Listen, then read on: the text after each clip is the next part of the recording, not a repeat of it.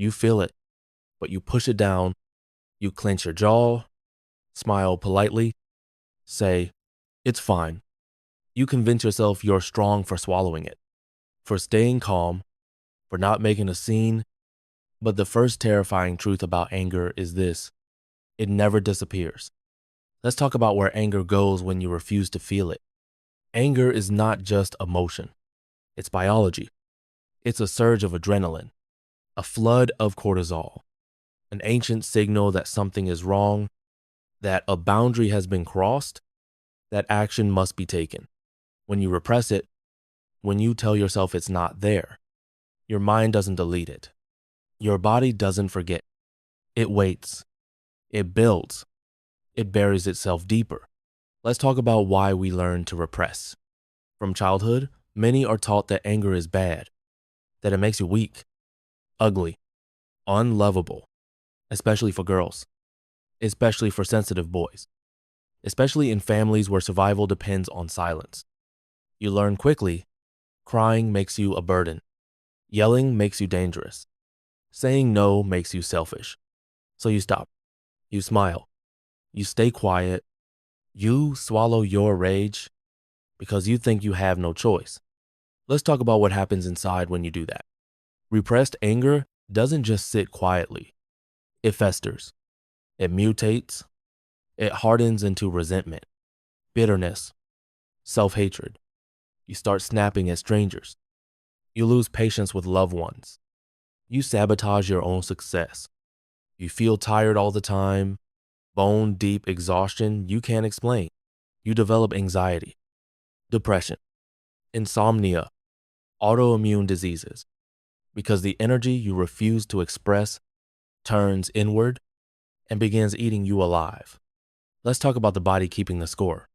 Chronic muscle tension, migraines, stomach ulcers, irritable bowel syndrome, high blood pressure. These are not random afflictions. They are unspoken screams. Your body begging you to listen to the storm you've been pretending isn't there. Let's pause. You think you're avoiding conflict. You think you're protecting relationships. You think you're being good, but you're only delaying the explosion because no one can outrun themselves forever. You become good at it, at hiding. You smile when you want to scream. You agree when every cell in your body wants to say no. You nod when you want to walk away forever. You tell yourself it's maturity, it's discipline, it's strength.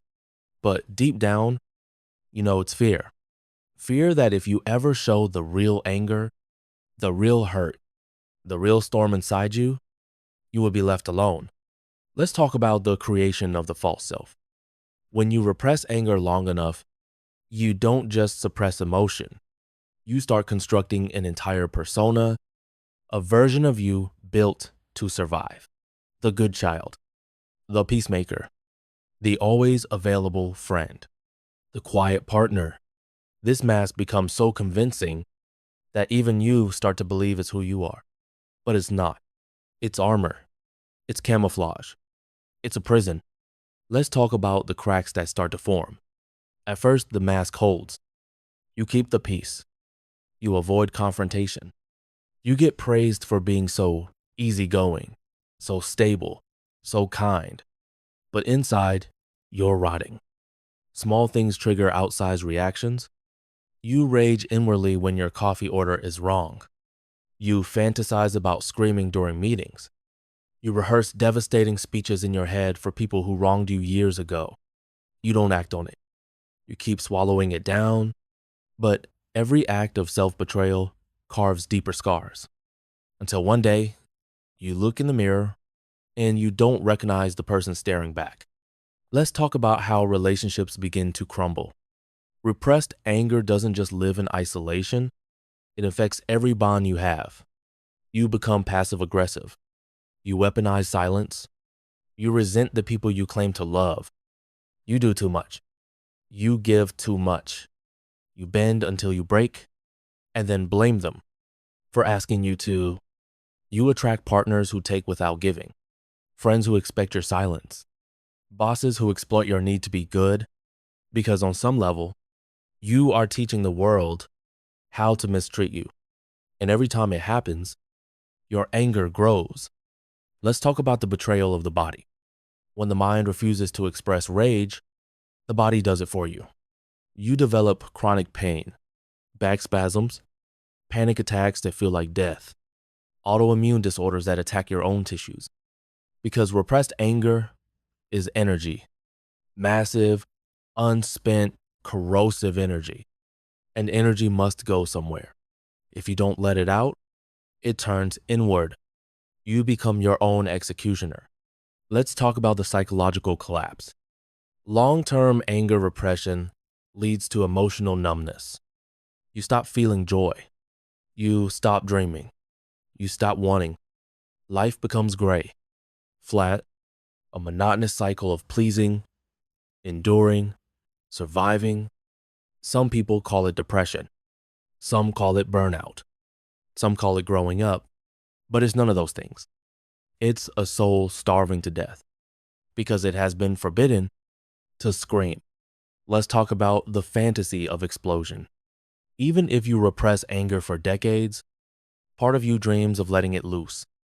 You fantasize about quitting your job in spectacular fashion, about telling your family every ugly truth, about finally saying no and slamming the door. These fantasies are not random. They are survival instincts. The last desperate attempts of your true self to break free from the prison you built. But the longer you delay, the more violent the explosion becomes.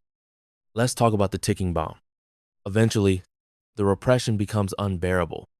It manifests as sudden, irrational outbursts at minor provocations, explosive rage toward the wrong targets, destructive behavior affairs, addictions, violent confrontations.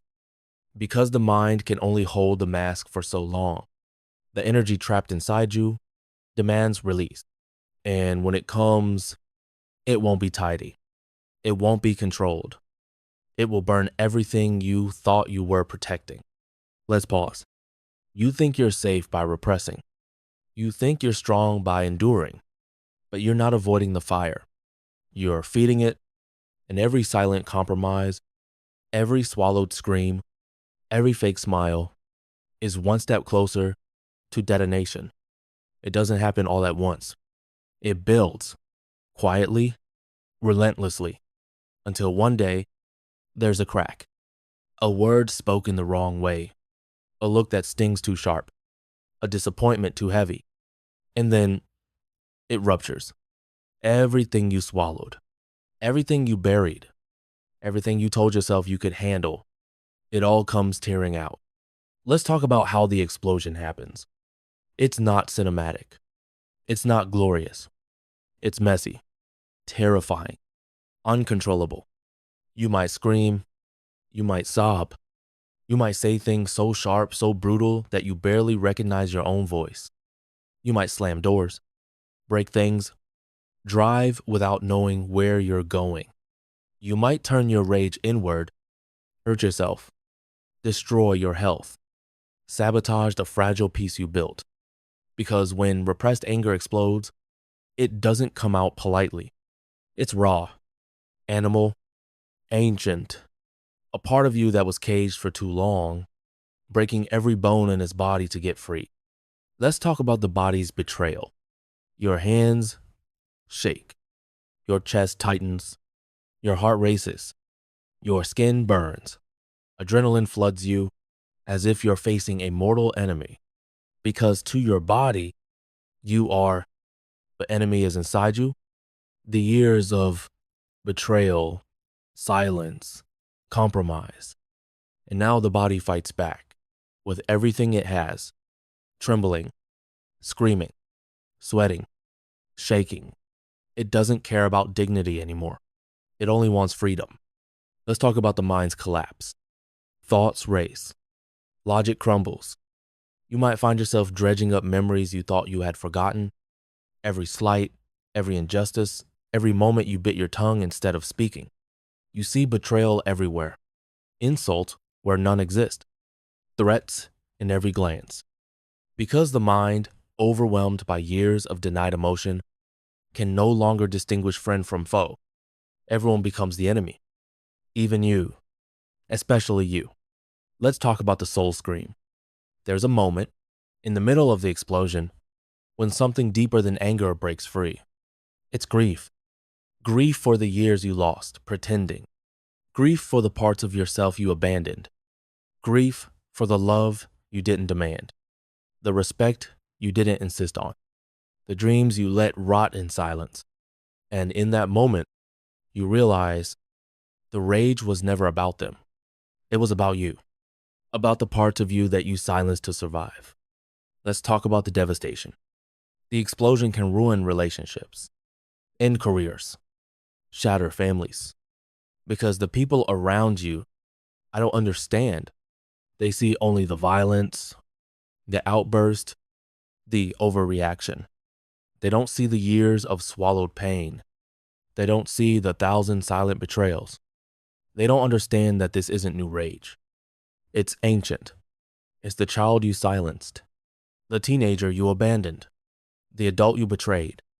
Finally, after decades of imprisonment, they are all screaming at once. Let's talk about the aftermath. After the explosion, there's often shame. Crushing, suffocating shame. You apologize. You shrink. You promise yourself it won't happen again. You try to stitch the mask back together. But something fundamental has changed. You can't fit into the old skin anymore. You can't pretend nothing happened. Because now you know there's a part of you that will no longer be caged. Let's talk about the choice you face. After the explosion, you stand at a crossroads. One path leads back to repression, to silence, to pretending. The other path leads somewhere else. A place of brutal honesty, messy boundaries, raw truth. It's harder. It's lonelier at first. It costs you people who only loved your silence. But it's real. And for the first time in your life, you have a chance to stop surviving and start living. Let's pause. You think the explosion destroyed you, but maybe it saved you. Maybe it burned down the prison so you could finally walk free. Maybe the rage wasn't your enemy. Maybe it was your last desperate defense against a life that was never truly yours. And now you have a choice. Bury it again. Or listen, not to the rage, but to what it was trying to protect all along. You survived the explosion. Somehow broken, shaken, different. You look around you at the burned bridges, at the hollow spaces where people used to stand, at the wreckage of a life built on swallowing your truth. And you wonder, can anything grow here again? Let's talk about the first step, accepting the ashes. You can't rebuild if you deny the fire. You can't heal if you pretend you never bled. You have to sit with the ruin, feel the grief, mourn the self you lost to self, you sacrificed for peace, for approval, for survival.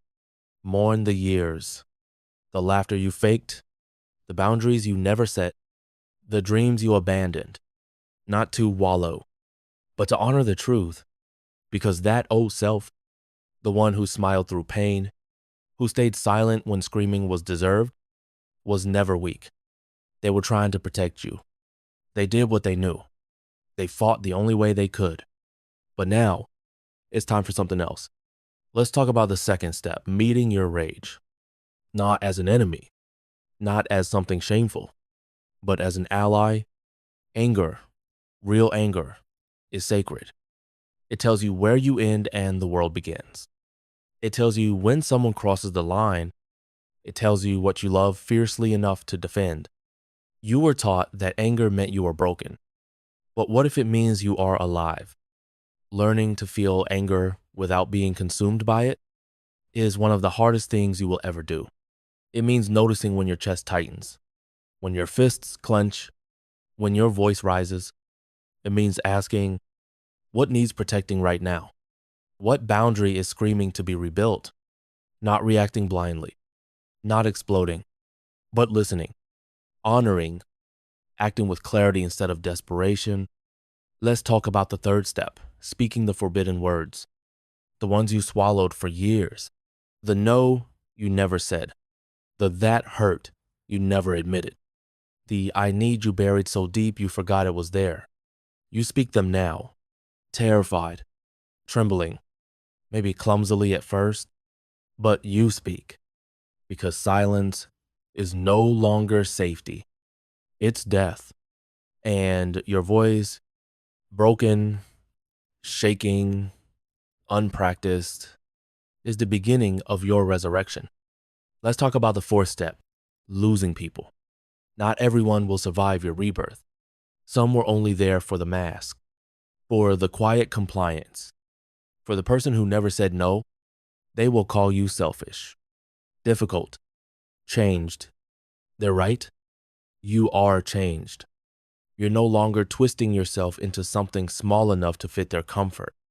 You're becoming real, and realness always costs. Let's talk about the fifth step, rebuilding trust, especially trust with yourself. You taught yourself not to listen to your own emotions, not to believe your own instincts. Undoing that conditioning takes time. You'll doubt yourself. You'll apologize for existing. You'll want to crawl back into the silence. But every time you choose honesty over appeasement, you stitch yourself back together. Every time you choose to feel instead of repress, you come back to life. Let's talk about what healing really looks like. It's not linear. It's not pretty. Some days you will roar like a god.